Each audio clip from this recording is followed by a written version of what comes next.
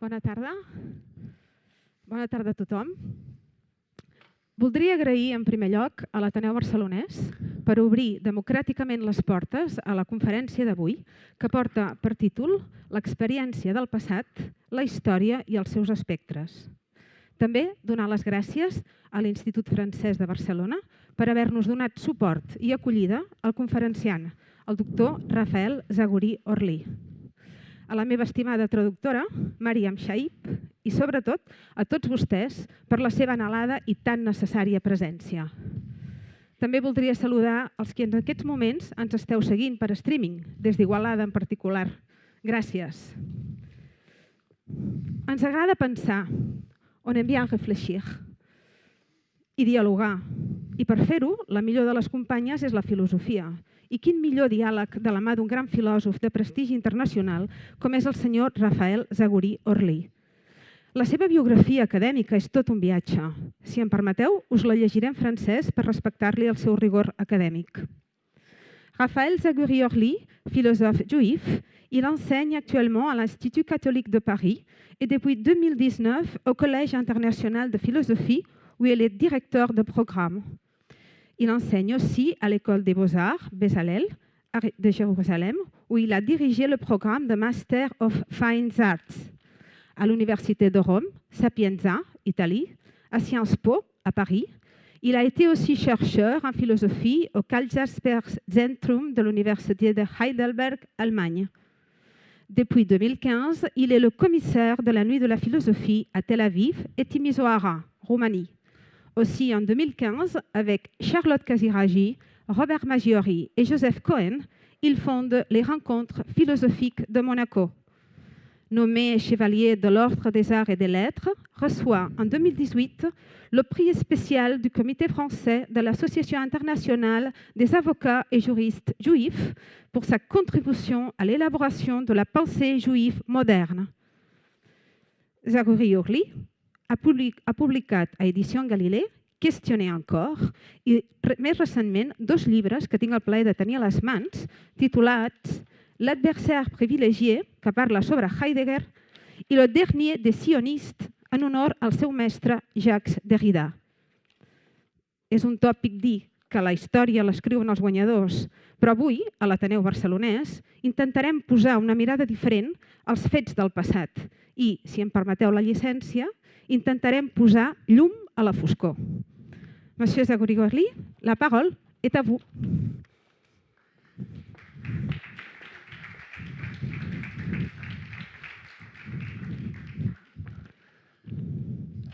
Merci infiniment, Dolores, pour cette présentation. Je voudrais remercier très chaleureusement pour leur accueil l'Ateneu Barcelonès qui me permet de m'exprimer devant vous aujourd'hui sur des sujets qui me tiennent à cœur. Je voudrais également remercier l'Institut français de Barcelone pour son hospitalité et son soutien. Je voudrais tout particulièrement remercier Dolores Valls pour son enthousiasme chaleureux et son engagement sans faille pour la philosophie aujourd'hui. Et enfin, je voudrais également remercier Mariam Shaib, qui va traduire simultanément mon intervention, un exercice particulièrement difficile en philosophie et en philosophie en français, où on a l'habitude de tordre et de déplier les concepts. Alors, je voudrais commencer par énoncer les concepts que nous aborderons tout au long de cette communication. Crise, apocalypse, catastrophe. Crise, apocalypse, catastrophe. Ces 3 concepts sont certainement liés et par là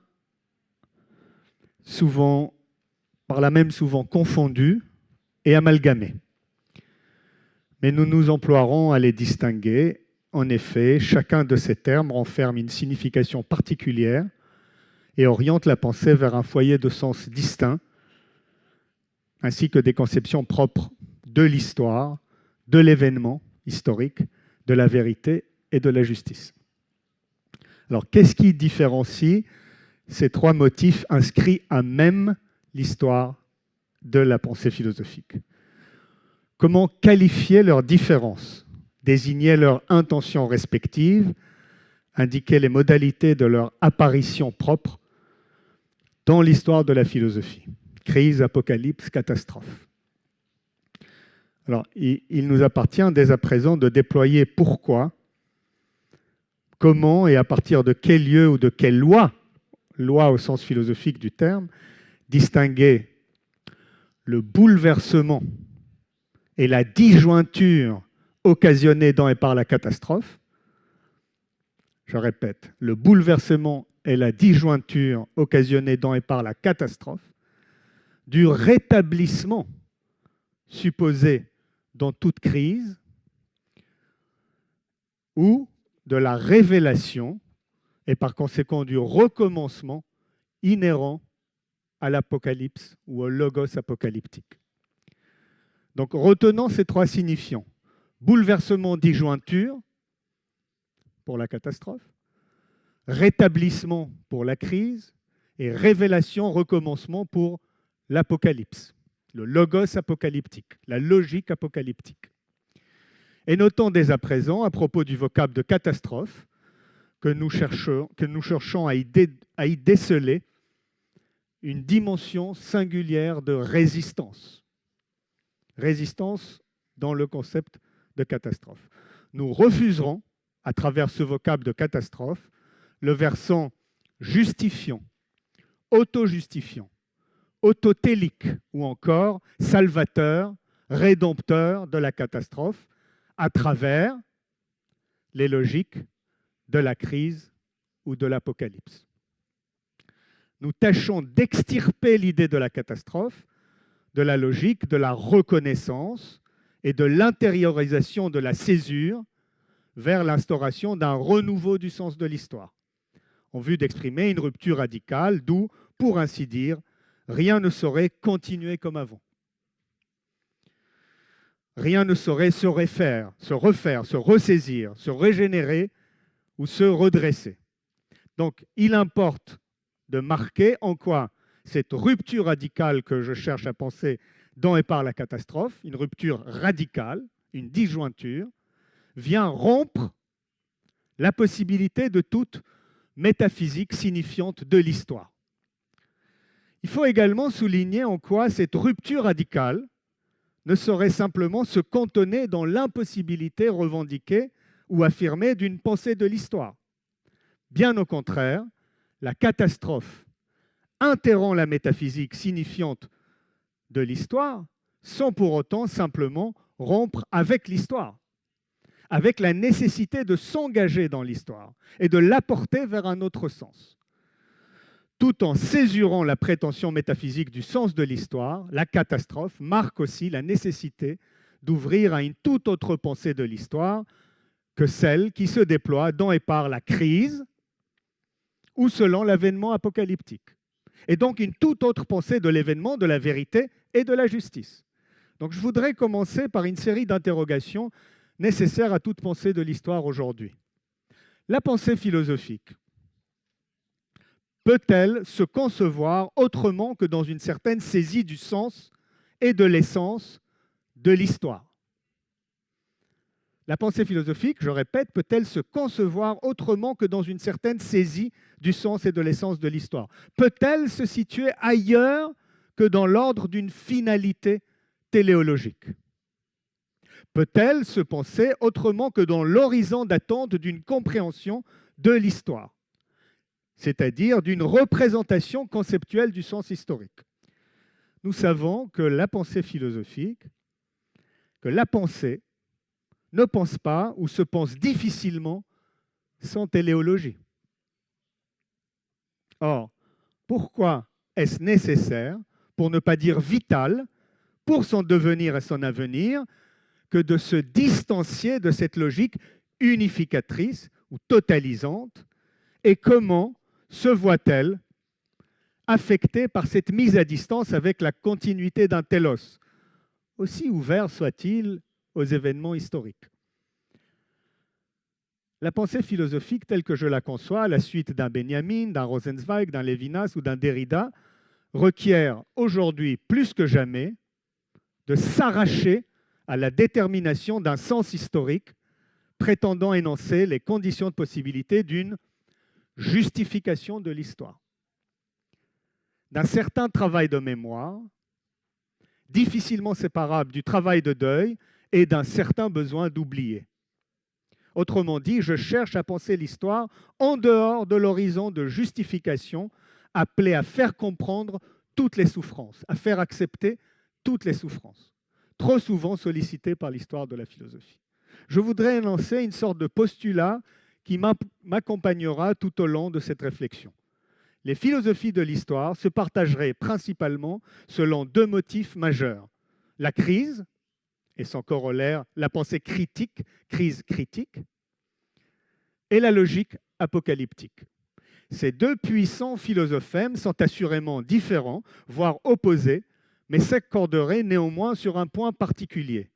Ils s'emparent toujours de l'événement historique, singulier, en vue de lui attribuer une signification qui permet de l'intérioriser sans cesse, de le convertir et de le dépasser dans une continuité historique.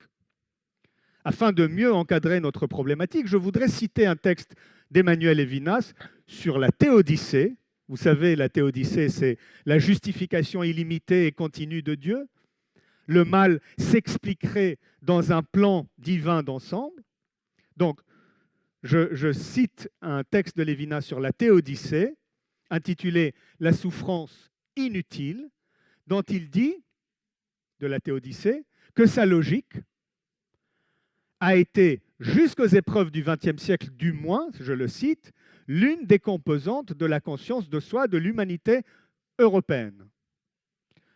La théodicée serait, jusqu'aux épreuves du XXe siècle, l'une des composantes de la conscience de soi de l'humanité européenne. Je cite Levinas.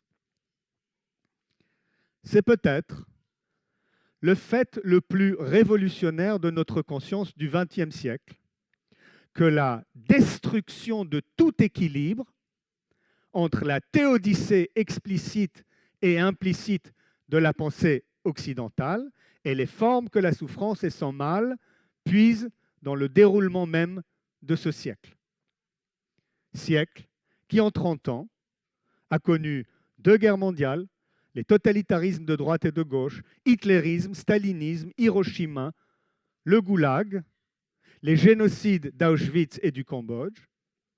Siècle, ajoute Levinas, qui s'achève dans la hantise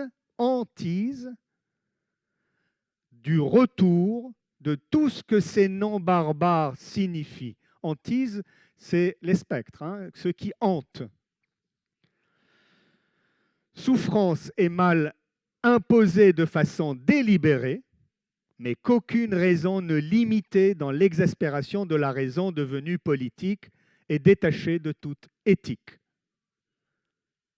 Dernière petite phrase de Levinas, la disproportion entre la souffrance et toute théodicée se montra à Auschwitz avec une clarté qui crève les yeux. Alors pourquoi citer ce passage de Levinas en ouverture de nos propos ? Car il suffirait, d'une certaine manière, de remplacer le mot de théodicée par nos deux philosophèmes sécularisés de crise et d'apocalypse pour montrer où je voudrais en venir. En d'autres termes, la disproportion, pour reprendre les mots de Levinas, entre la souffrance singulière et toute logique de la crise ou de l'apocalypse se montre à Auschwitz, à Hiroshima ou au Goulag avec une clarté qui crève les yeux. Et pourtant, et ce « et pourtant » est très important, nous continuons à penser encore et toujours l'histoire selon ces deux vigoureuses logiques.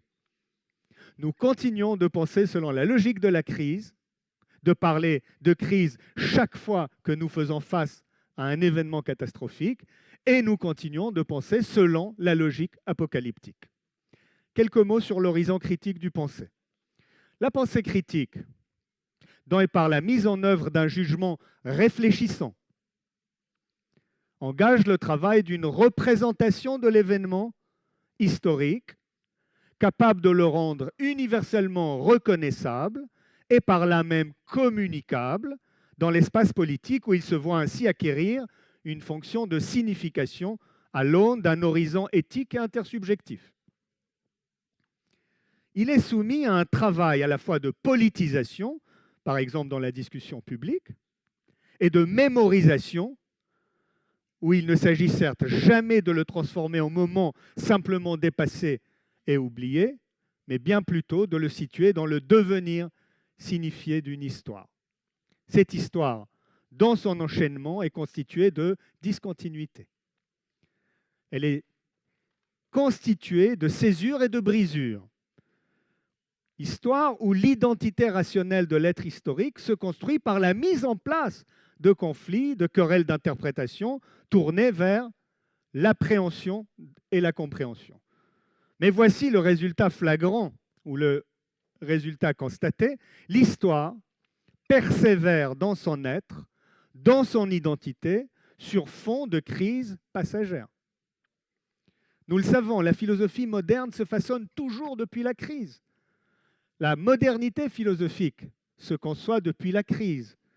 La crise est pour ainsi dire l'essence, le vivier, la ressource du sens.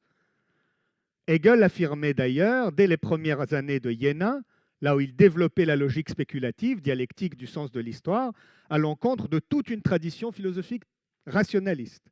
La crise, en ce qu'elle inscrit un différent, une césure, une séparation dans le devenir de l'histoire, représente, je cite Hegel, la source du besoin de la philosophie.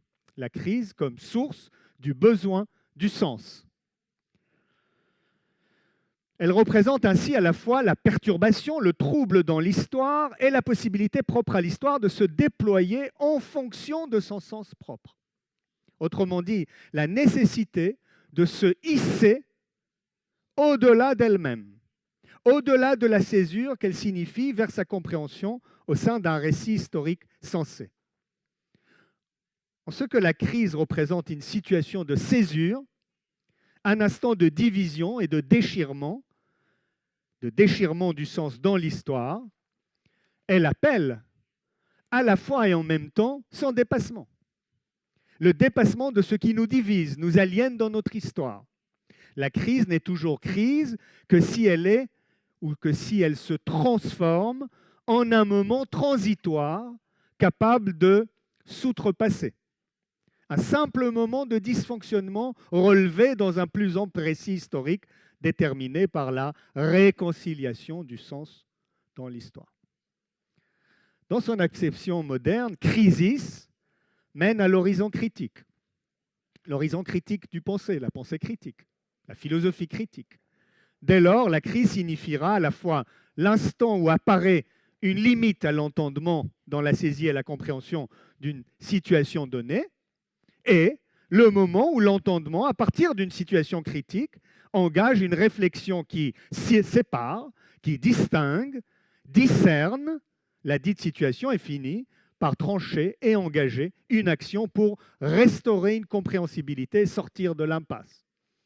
Philosophiquement, il est important d'avoir brièvement marqué cette étymologie, car la crise n'est nullement à concevoir uniquement comme un moment négatif, mais aussi et comme cet instant qui situe la possibilité de se retourner, d'opérer un retournement, une transformation hors du négatif en soi et vers une résolution positive, une certaine conversion, une certaine guérison, un jugement de conciliation. La crise devient ainsi, pour reprendre les mots de Hegel, la source du besoin de sa résolution ou de la résolution de son sens. Elle appelle à sa résolution au sein d'un sens capable de la comprendre et ainsi de la dépasser en surpassant la limite qu'elle aura infligée à l'entendement théorique, ou à la raison pratique, pour reprendre la distinction moderne kantienne de la pensée.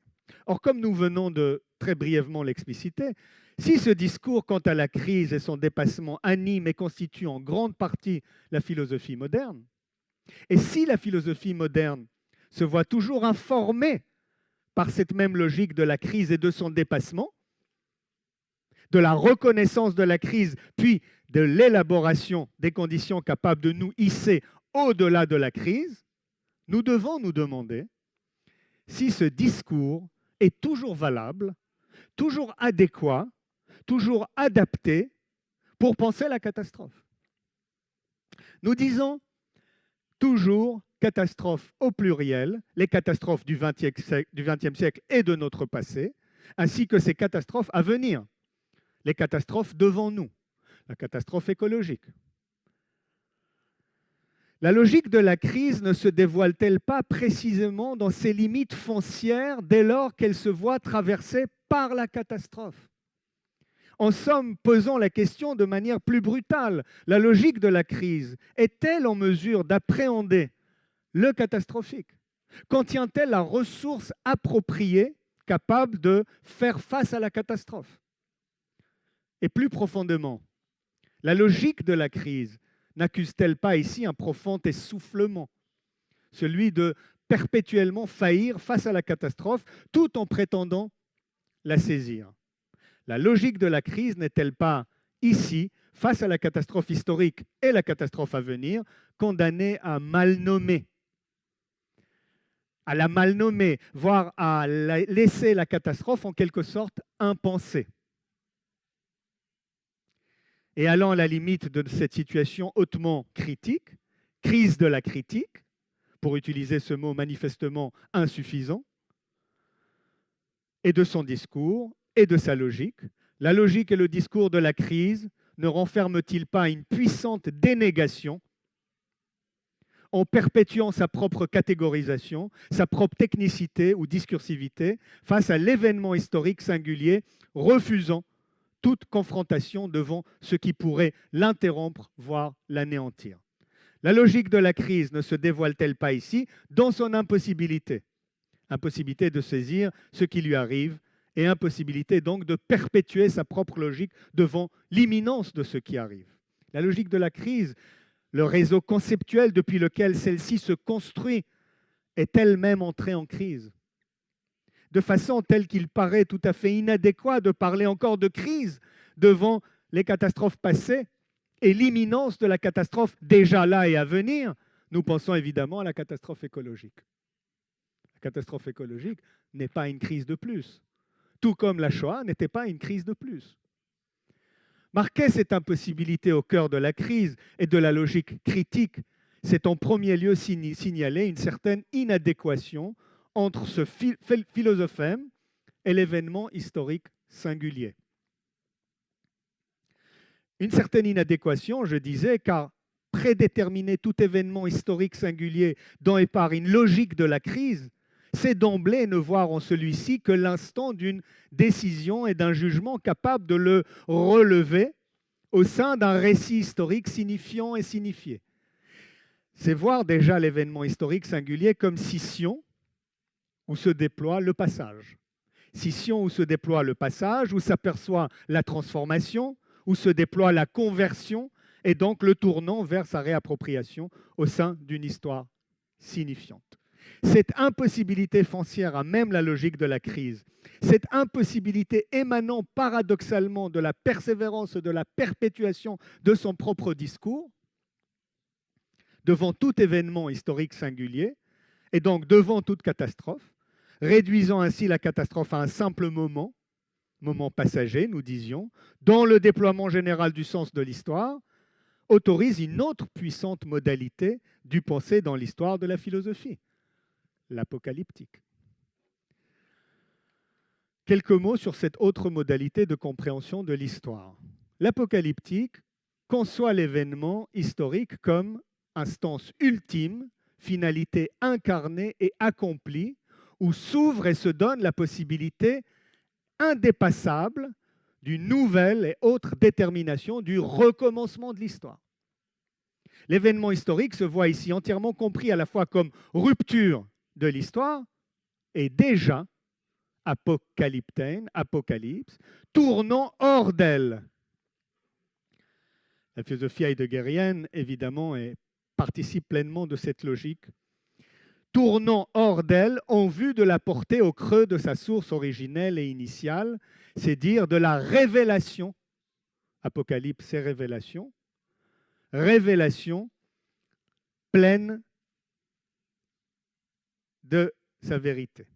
C'est pourquoi l'apocalyptique, en ce qu'il rompt l'histoire linéaire pour l'ouvrir à son essence dissimulée et cachée, conçoit tout événement comme signe d'une révélation, comme signe d'une révélation de la vérité secrète et mystérieuse du sens originaire et initial de l'histoire.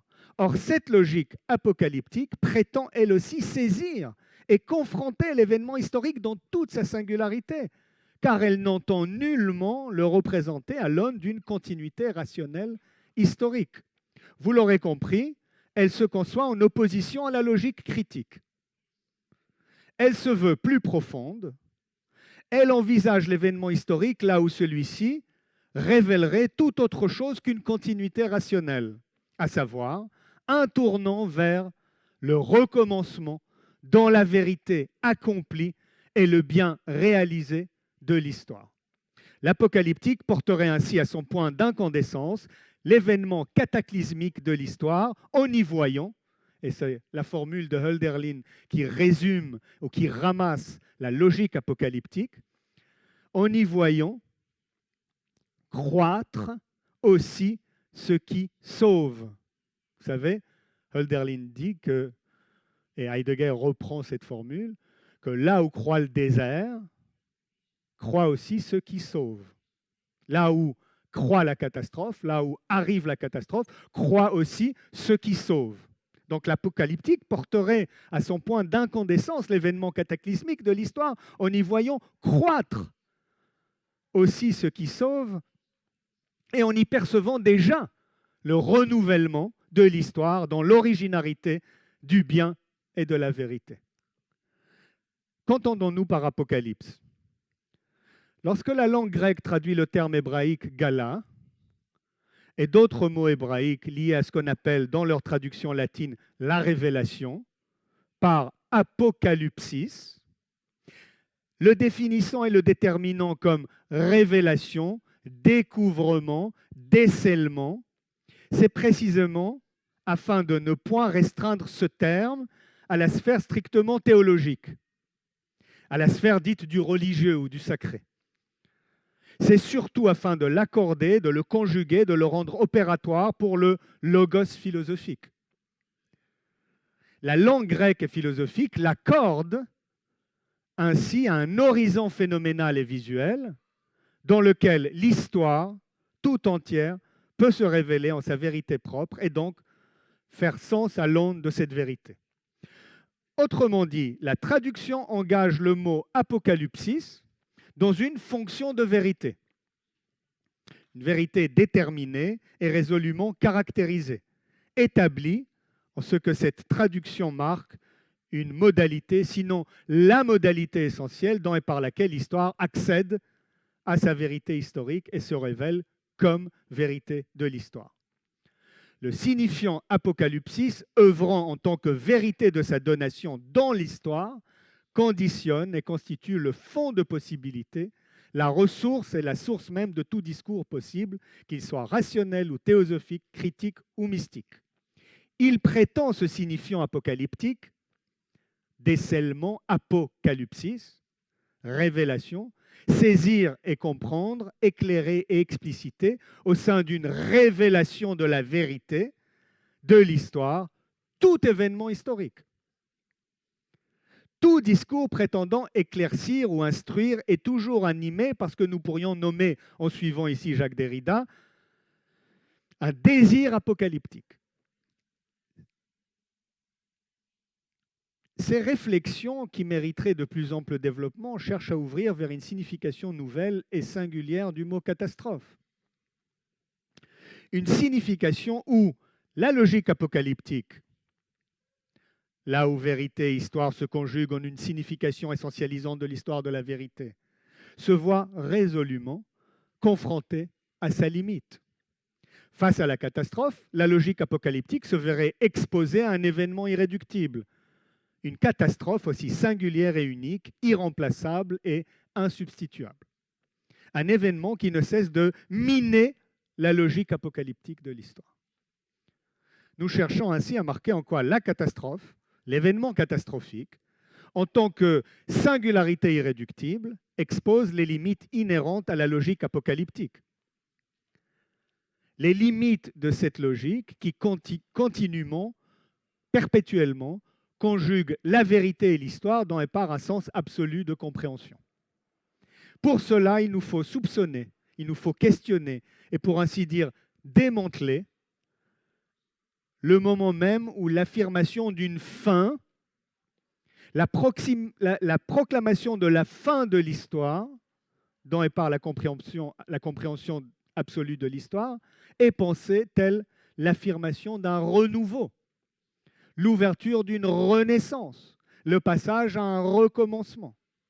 La catastrophe, pensée dans sa singularité, agit telle une persistante contestation de sa réduction à un moment apocalyptique. Elle conteste et ainsi ouvre à la possibilité de questionner le lieu où elle se voit transformée, convertie en une possibilité d'engager un recommencement de l'histoire au-delà de son événementialité terminale et interruptrice. Elle conteste ainsi le lieu où elle arriverait à se voir surpasser elle-même dans l'advenance d'un nouveau recommencement de l'histoire. Il y aurait donc, il doit y avoir, ou devrait y avoir, une catastrophe qui projette singulièrement, exceptionnellement le discours, le logos, dans l'espace de l'impossibilité de se convertir, dont est part une logique apocalyptique. Une catastrophe qui engagerait la pensée à se confronter à l'incapacité d'intégrer ou de transformer la singularité de la catastrophe en une résolution et en un horizon de compréhension. La catastrophe suspendrait toute possibilité d'un retissage, d'une poursuite essentialisante de l'histoire. Elle rompt l'histoire elle-même au point où l'histoire ne saurait se reconstituer en sens ou se réapproprier elle-même en une essence capable de se recommencer. Je pense notamment à la puissante écriture de la catastrophe nucléaire par Anders, pour lequel la catastrophe nucléaire interrompt radicalement et sans retour et le logos de la crise, évidemment, mais aussi le logos apocalyptique de l'histoire. Évidemment, Hiroshima et Nagasaki n'étaient pas des crises et ne peuvent pas être conçues et comprises comme des crises passagères, mais elles ne peuvent pas être comprises non plus selon la logique apocalyptique qui, et pour la logique de la crise et pour la logique apocalyptique, continue de dominer le discours philosophique. Nous le comprenons un peu mieux, j'espère. Ces deux puissants motifs se voient inlassablement repris dans l'histoire de la philosophie, comme si la philosophie ne pouvait se penser autrement, comme s'ils en étaient des horizons indépassables. L'on pourrait voir à l'œuvre quelque chose comme un clivage foncier dans l'histoire de la philosophie, deux tendances fondamentales afin de penser l'événement historique à l'aune de la compréhension de l'histoire. Si on ne pense pas selon cette compréhension de l'histoire, on serait menacé de sombrer dans le désespoir, de tomber dans un pessimisme irrévocable quant à l'histoire et à son devenir. Comme si penser philosophiquement l'histoire reviendrait à ne pas penser l'événement historique dans sa singularité irréductible, dans sa dimension catastrophique. En cherchant à penser l'événement historique passé et à venir, soit à l'aune d'une critique, soit à l'aune d'une apocalyptique, on l'intègre dans le déploiement d'un sens et d'une compréhension où sa singularité se voit toujours déjà entraînée dans la possibilité d'aller de l'avant, de respirer à nouveau, par-delà la catastrophe. Voilà la question que nous posons. Est-on condamné, en pensant l'histoire, et plus particulièrement en confrontant la singularité de l'événement historique comme ce qui s'extrait de l'unité d'un ordre ou d'un sens à l'alternative suivante. Est-ce qu'on est condamné à l'alternative suivante? Soit l'intériorisation de la singularité de l'événement dans la compréhension et la continuité historique, soit l'abandon à la mélancolie. Chacune de ces deux tendances, en effet, se déploie en inscrivant l'événement historique singulier dans la possibilité toujours active de sortir du noir pour aller vers la lumière, pour aller vers le sens, pour aller vers la lumière du sens et de la compréhension. Elles inscrivent l'événement singulier dans le devoir à la fois éthique et politique de se conformer, de s'accorder et de s'ajuster à la possibilité de dépasser en intériorisant la césure et l'interruption qu'il infligerait à la temporalité historique. Comme si nous ne disposions au fond que de cette alternative, chaque fois que nous pensons l'histoire et chaque fois que nous nous rapportons à l'histoire et à l'événement historique singulier. Autrement dit, soit le ressassement sans espoir de l'événement catastrophique, et donc la chute dans l'immobilisme et le surplace d'un pensée apparemment mortifère, soit s'élever à la possibilité du sens et de la signification, rejoindre l'horizon d'une continuité de compréhension où tout événement se voit résolument situé, stabilisé, compris, approprié dans l'unité d'une expérience intentionnelle de l'histoire. En somme, pour ces deux logiques, approcher la singularité de l'événement historique par l'irréductibilité, voire par la résistance à la persévérance du sens, serait de se condamner et ainsi abandonner la pensée au désespoir et à la désolation d'une souffrance sans salut. Nous y reviendrons ainsi, mais je pose la question suivante. Qu'est-ce qu'une pensée de l'histoire et une détermination philosophique du sens si ceux-ci sont d'avance assurés de la possibilité de leur refonte? La philosophie ne passerait-elle pas à côté de sa disposition foncière à penser la singularité et la singularité de la catastrophe ou de la souffrance? Je voudrais poursuivre avec une série de questions déconstructrices. Cette alternative est-elle à la hauteur de notre responsabilité de penser l'événement historique singulier? La pensée philosophique est-elle condamnée à se constituer uniquement dans et par cette alternative? Penser l'événement historique singulier, est-ce nécessairement devoir l'inscrire dans la compréhension, dans la continuation de l'histoire, dans la représentation, dans l'ordre et l'horizon du sens historique, en réduisant par là même sa singularité rebelle à tout ce qui sera déjà venu, ainsi qu'à tout ce qui peut être prévu par les métaphysiques essentialistes de l'histoire? Peut-on considérer philosophiquement l'histoire, et ce en nom de l'événement historique singulier, au-delà de la dynamique entre le champ de l'expérience possible et l'horizon d'attente qui organise conceptuellement les téléologies historiques? Et si l'événement historique singulier entraînait précisément la disjonction des présuppositions de finalité historique? Soulignons donc, pour reprendre le concept, ici le concept tel qu'il a été retravaillé par Derrida, une certaine aporie, parmi d'autres, quant à notre rapport à l'histoire et à l'événement historique.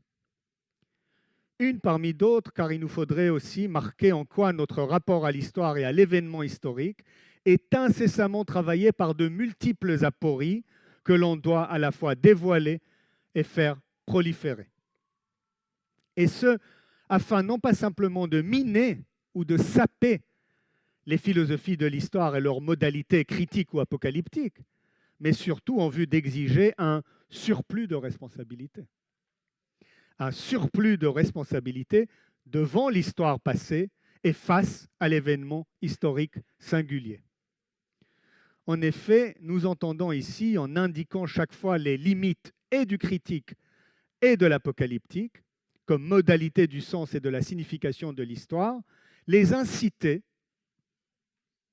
à faire plus et donc à penser autrement et plus significativement que ce qu'elles se contentent de faire dans la mise en œuvre de leur logique respective. C'est pourquoi l'aporie n'est pas une simple problématisation opposée au manquement de la philosophie de l'histoire, c'est un incessant mouvement où celle-ci est appelée à sortir des déterminations, sortir des performatifs, des signifiants conceptuels ou encore des philosophèmes, aussi ouverts et élastiques soient-ils, au sein desquels elle se déploie elle-même. L'aporie appelle, vient obliger à sa manière la philosophie de l'histoire à penser autrement que selon les déterminations du sens et de la continuité, de la représentation et de la finalité, de l'horizon intentionnel et du champ d'expérience. Et ce, à la fois au nom de ce qui se pense dans toute philosophie de l'histoire, l'événement historique singulier, tout comme au nom d'une philosophie de l'histoire digne de ce nom, digne de ce qu'une philosophie de l'histoire s'engage à penser, à la fois face à ce qui lui revient du passé et à ce qui lui advient dans l'avenir. Une certaine aporie, je disais, de notre rapport à l'histoire et à l'événement historique singulier. Il va toujours de soi que l'événement historique n'est événement.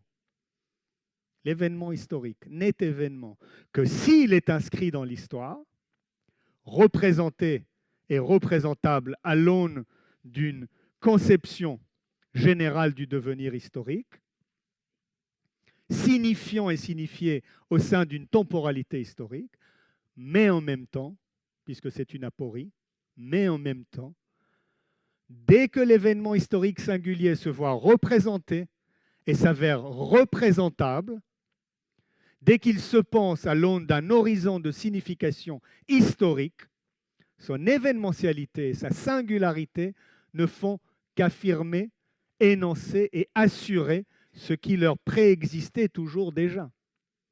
L'événementialité et la singularité de l'événement historique deviennent tributaires d'une logique de la continuité du temps historique, d'un devenir toujours capable de les réapproprier, de les intérioriser au sein d'un horizon de signification où elles n'apparaissent que comme autant de validation ou de justification de leurs opérations signifiantes.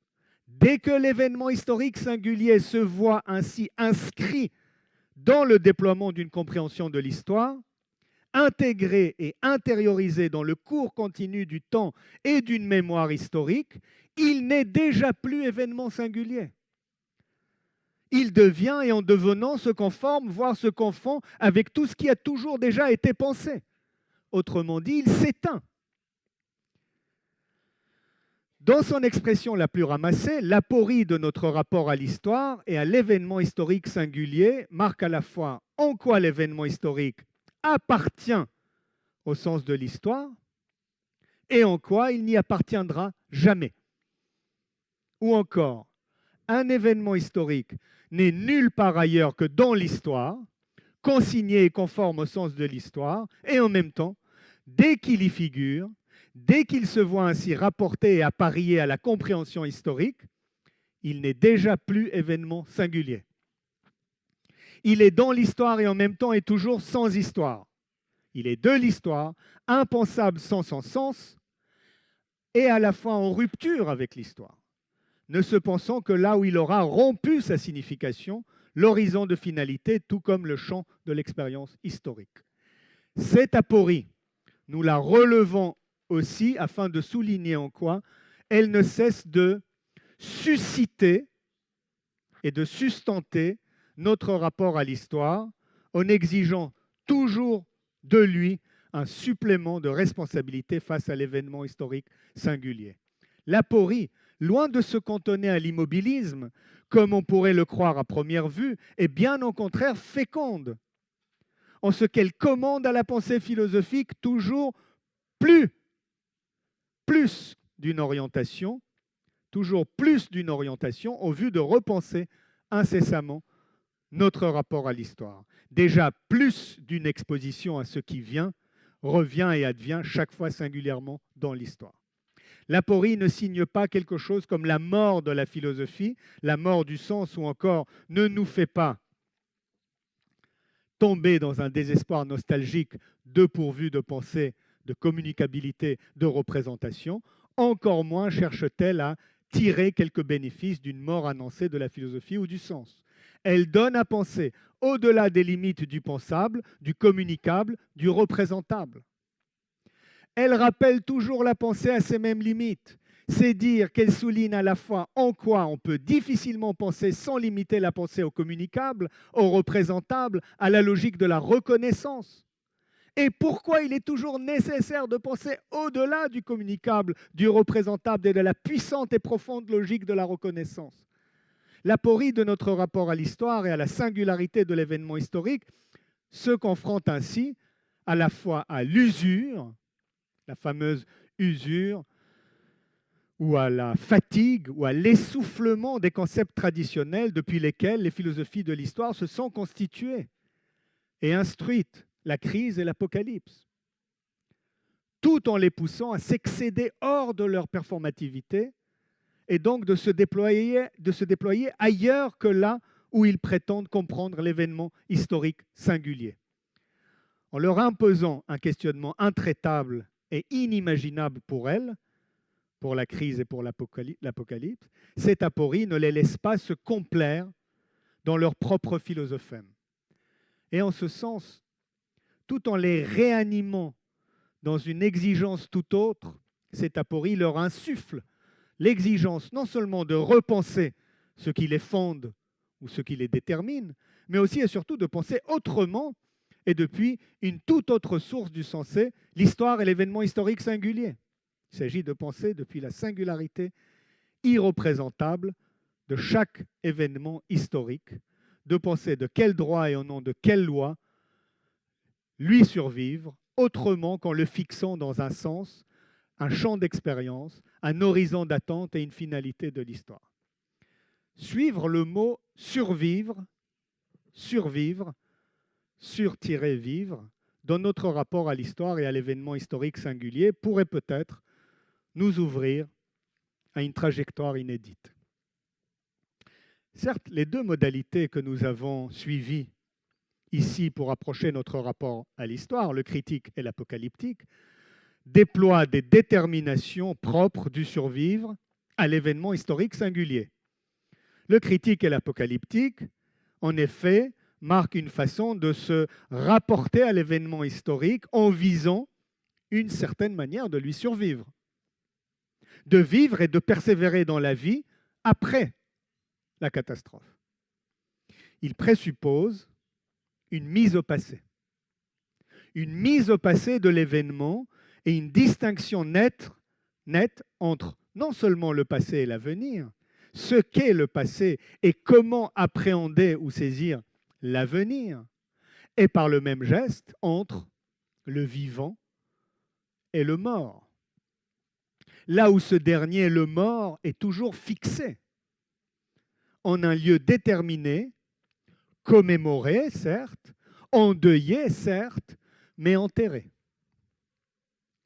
Ces deux motifs prétendent savoir comment non seulement commémorer la mort, comment s'en souvenir, comment traiter la mort, comment porter le mort en nous, depuis l'exigence d'un travail à la fois éthique et politique de mémoire, depuis le fameux travail du deuil, mais il prétend tout autant savoir comment se rapporter à la mort future, à ceux qui vont naître et qui vont mourir. Toujours selon la logique de la crise ou de l'apocalypse, qui sont autant de modalités de saisie de la catastrophe passée et de la catastrophe qui vient. Mais survivre l'événement historique singulier, n'est-ce pas aussi survivre aux morts? Ces morts ne sont, rappelons-le, jamais simplement morts, jamais simplement passés. Ils vivent toujours parmi nous. Survivre à l'événement historique, n'est-ce pas aussi et surtout confronter notre mémoire à cela même qui demeure perpétuellement hanté par la singularité inassimilable et non intégrable de la mort, de tous les morts.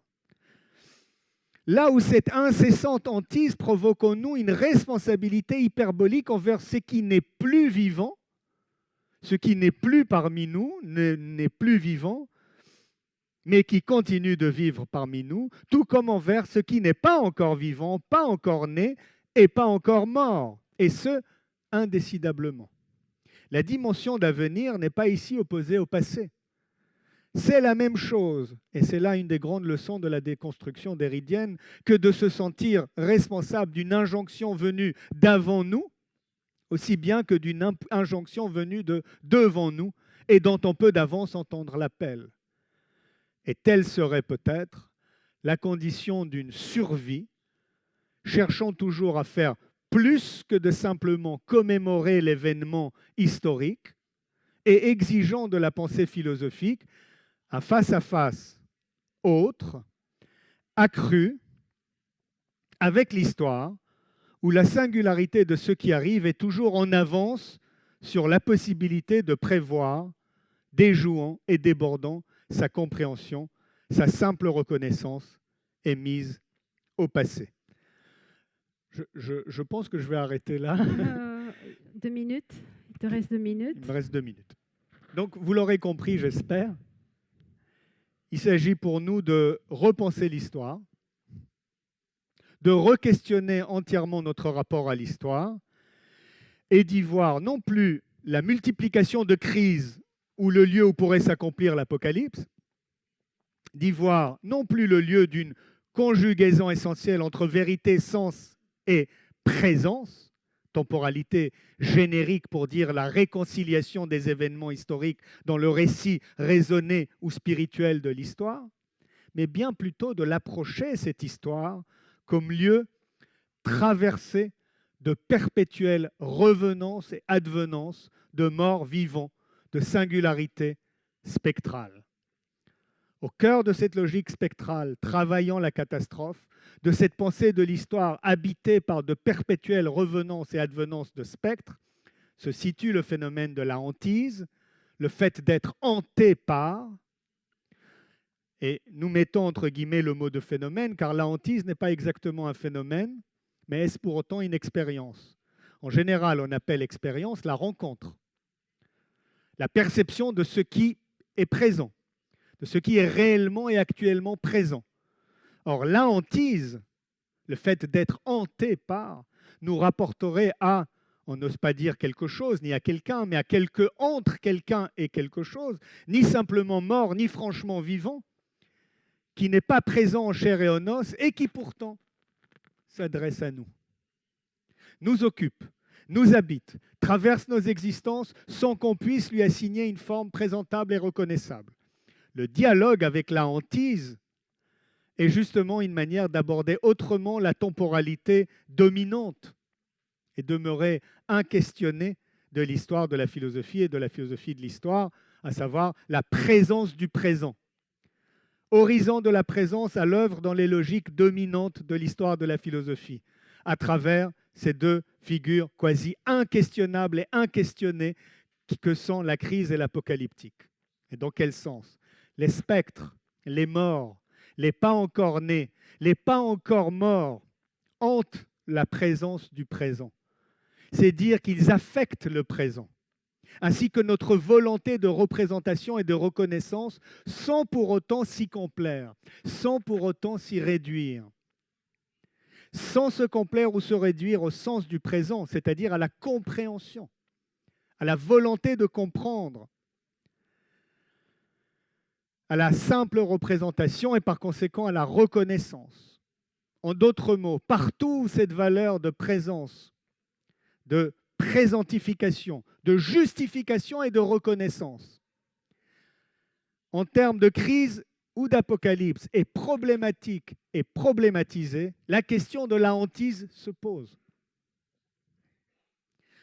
Et cette question de la hantise est précisément celle de la vie et de la mort dans un présent incessamment questionné dans sa capacité de se réunir, de se rassembler, de constituer une identité à soi dans la présence, questionné par ce qui n'est à la fois ni mort, ni simplement vivant, ni présent, ni absent, et en même temps présent et absent à sa manière, vivant et mort à sa façon. Je termine à même cette indécidabilité au cœur de l'humain, entre vivant et mort, entre le ni vivant ni mort, la hantise du présent est une perpétuelle réflexion quant à ce que présent veut dire, ce que vivant veut dire, ce que présent vivant peut signifier pour l'humain, ce que catastrophe peut et doit vouloir dire pour nous aujourd'hui, après le passé qui ne passe pas. Il faut arrêter de penser que le passé passe et que nous allons faire passer le passé. Après le passé qui ne passe pas et qui ne doit peut-être pas passer, et l'avenir sans anticipation possible. En ce sens, nous nous voyons singulièrement confrontés à une mise en question radicale de notre trait fondamental propre, à savoir la possibilité de constituer notre présent, de nous y rassembler et de nous y unifier, tant celui-ci se voit incessamment habité par des spectres à la fois absents et présents, ni absents, inconnaissables, irreprésentables. On va s'arrêter là pour le moment et on va peut-être discuter de tout ça. Très bien.